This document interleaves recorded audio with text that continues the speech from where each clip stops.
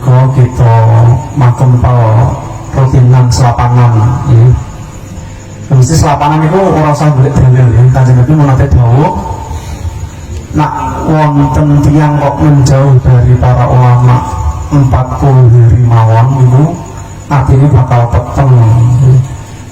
Terus nak selapan itu lah kurang dari 40 hari mau kempal meleh ya itu awang boleh dalil selapanan itu apa ya didik dalil kados niki kebetulan ngawasi bulan maulid bulan Rabiul Awal ngomong dong boleh dalil itu jaluk dalil cinta tidak butuh dalil cinta itu adalah bukti gitu ya.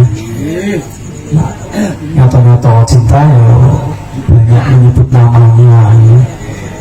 Kata sepatutnya kenal kalau nem ini misalnya itu senang ya, nah senang ya, senang kalau senangannya ini lah disebut-sebut tidak hanya dalam hati ya, tapi ditulis-tulis ya sampai makan kirinya terus ya, Arab turun kirinya ya, itu nostalgia ya kok ngertas kafe mau ngalami ya itu pengalaman pribadi nah rahmat dari Kanjeng Nabi dan sering-sering nyebut ya sering-sering mau sholawat hadirkan majelis-majelis maulid ya.